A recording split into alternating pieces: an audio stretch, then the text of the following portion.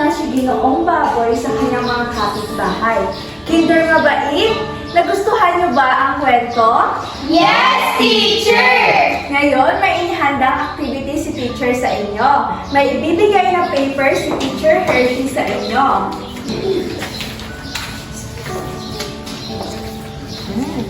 Ang gagawin nyo ay, i-drawing nyo ang favorite animals ninyo at kukulayan ninyo ito. Okay po ba? Yes, teacher! Okay, you may now start your activity.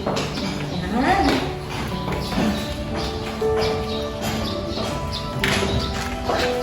Wow, very good naman yung kinder mabait.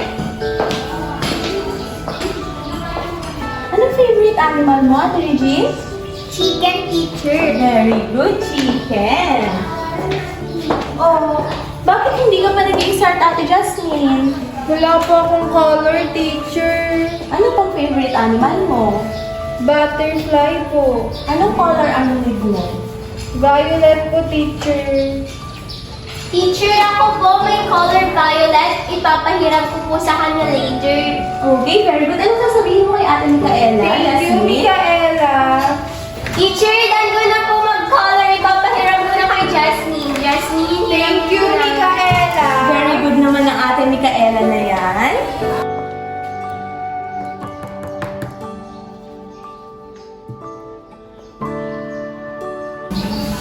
Tapos na po ba ang lahat? Yes, teacher! Kung ngayon, pwede nyo na ipasa kay Teacher Hershey. Okay, maaari na kayong luminya dito sa harapan kung gusto nyo na i-stamp. So, lahat ng nakatapos, mag-proceed na po dito sa harapan. Teacher! Ayan, ang gagaling naman ng grade 1 mabait. Thank you, teacher! Welcome! Very good naman si Ate Priscilla. Thank you, teacher! Teacher, so cute! Ayan, nice work, Ate Regine. Thank you, teacher! Ayan, very good, Kuya Antonio. Oh, Teacher Princess, nakakal na po. Ayan, dahil tapos na kayo sa inyong activity, ay ilabas nyo na ang inyong snack. Yay! Wow, healthy naman yun. Ayan. Pero bago po tayo kumain ay antayin muna natin si Ate Jasmine kasi hindi niya pa po tapos ang kanyang activity. Okay po ba? Okay, teacher! Ayan, antayin natin siya para sabay-sabay tayong kakain at mag-pray. Teacher, patapos ko na po! Teacher, inapin na po ni Antonio yung food niya. Antonio, anong sabi ni teacher? Antayin muna si Ate Jasmine bago tayo kumain. Okay po? Okay, teacher. Teacher, done na po ako! Wow, very good naman ang Ate Jasmine. Ayan, dahil tapos na si Ate Jasmine, maaari ba tayong tumayo para sa ating panalangin? Okay, let's bow our head and feel the presence of the Lord. In the name of the Father, and of the Son, and of the Holy Spirit. Bless us all, Lord, and these thy gifts, which we are about to receive from thy bounty, through Christ our Lord. Amen!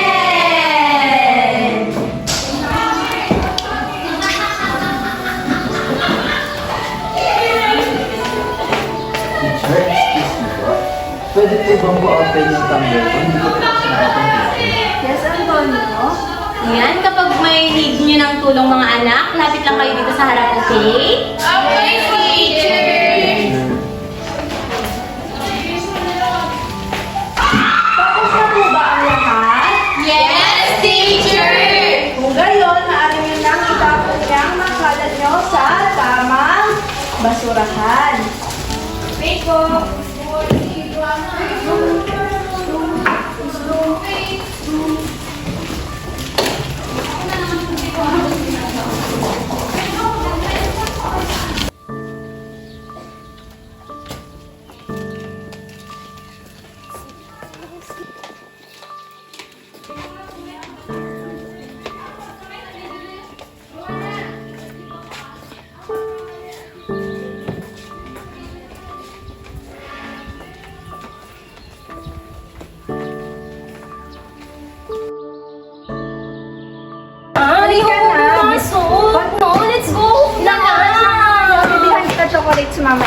si teacher, nakatingin. Oh, ma'am, si Micaela. Good morning po. Good morning, Micaela. Ano yan? Ayaw niyo pumasok na. Okay lang po. Yung normal lang makaramdam ng tapo. Babalik din si mama mo mamaya. Huwag kang mag-alala. Madaming activities na inihanda si teacher. Gusto mo ba yon? Yes, teacher. Okay, ma'am. Meron na, pasok ka na. Good morning, mga bata! Good morning, teacher! Yan, ngayon magkakaroon tayo ng activity game sa labas. Sino gusto ng laro? Okay, pero bago tayo lumabas, mayroon munang tatlong rules si teacher. Una ay, habang malabas tayo ng classroom, walang matutulakan. Pangalawang rule niya ay walang maghihiwa-hiwalay.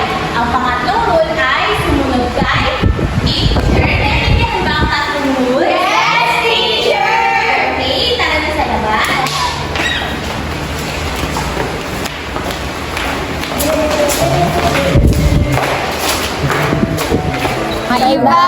Taya! Ba't mo ako tinatawanan? Ano mo yan? Kanina ka pa. Tinulak ako ni Jasmine. Ano nangyayari dyan? Teacher, si Priscilla po kasi tinatawanan niya po ako. Ay, ano yung rules ni teacher kanina? Wag magtulakan. Sinunod niyo ba yung rules ni teacher? Hindi po. Ate Jasmine, hindi ko nagustuhan yung ginawa mo. Tama ba yun? Hindi po, teacher. Nakita mo yung sugat sa kamay ni Ate Priscilla. Nasaktan mo siya. Opo. Kasi sunod, huwag mo nang gagawin mo, okay? Yes po, teacher. Papasok tayo sa loob, hihingi ka ng sorry sa kanya.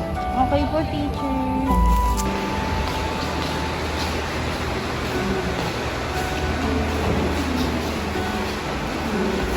Yung sasabihin mo kay Ate Priscilla? Priscilla, sorry. Okay na, sorry. Balik na tayo. Micaela, pahelap mo yun! Sabi kayo ko, di ba? Bigay na sa akin ni Teacher Hershey. Kanina ka pa Ayoko nga!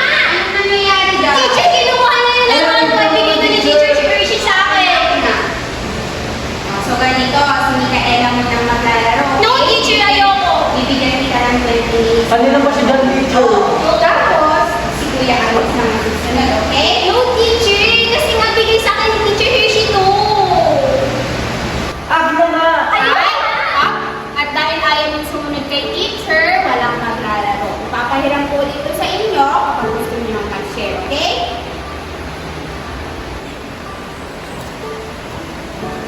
Patingin nga ako.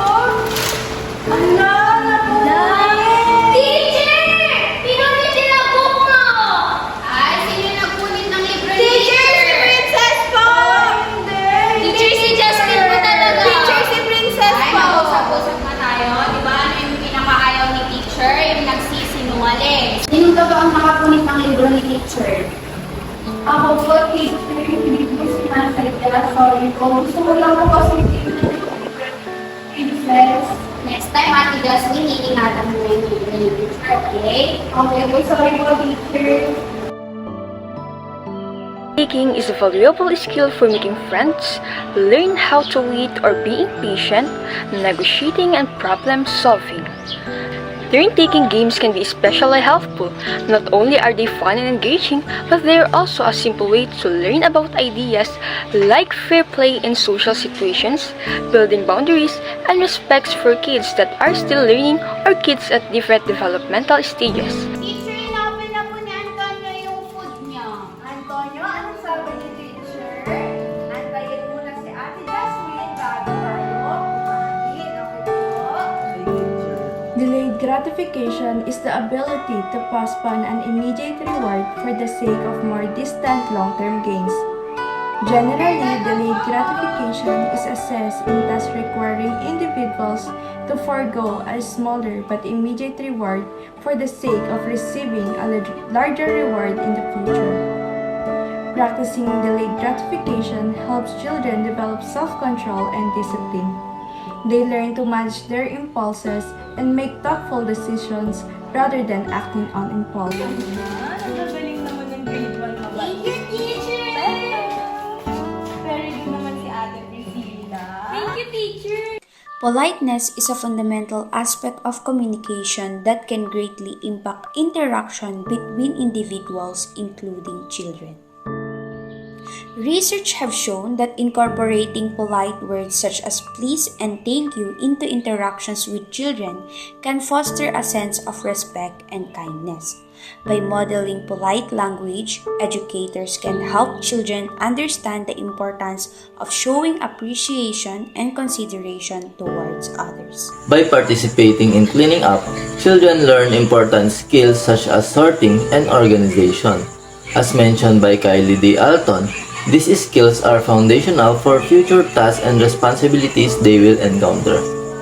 Additionally, cleaning up teaches children about natural consequences and responsibility. They understand that their actions directly impact the cleanliness and orderliness of their surroundings. Moreover, integrating cleaning into daily routines helps children cultivate self-control and positive behavior.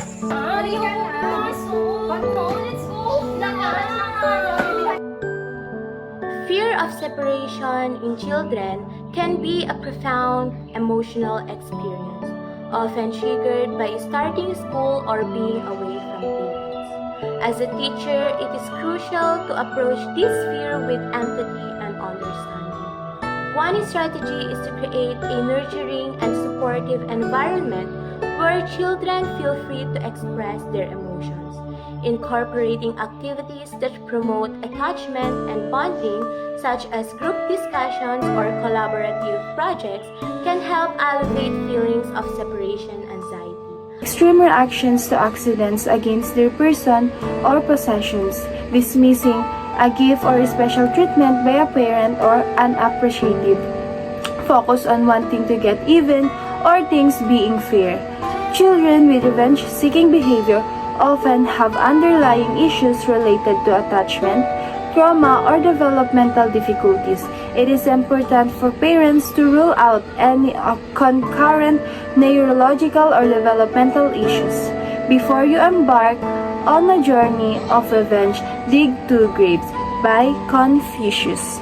According to Alan Kazdi, director of the Yale Parenting Center, while punishment might make a parent feel better, it won't change a child's behavior. When kids are incentivized to avoid punishment in the future, they're more likely to be dishonest in order to avoid getting in trouble. For example, lying to their parents about getting detention. In fact, psychologists have found that fear of punishment can turn kids into better liars. At this level, toddlers experience an immense new emotion like anger, frustration, and possessiveness that might result into tantrums. At this time of their life, the world is both an exciting and overwhelming place that can't help but assert his claim on everything that he sets on his eyes. This can strain pure relationship within classroom, contributing to resentment and exclusionary behavior of relationship among himself and others. The behavior of children at school is influenced by myriad of factors, encompassing both internal and external elements. Developmental stages play a crucial role as children navigate through various phases of growth and maturation, each characterized by distinct cognitive and emotional and social changes. Family dynamics significantly shape behavior. Peer interaction wield considerable influence. Individual differences, including personality traits and learning styles, contribute to a diverse spectrum of behaviors exhibited in classroom. Finally, external stressors such as academic pressure, bullying, or disruptions in home environment can manifest in behavioral responses.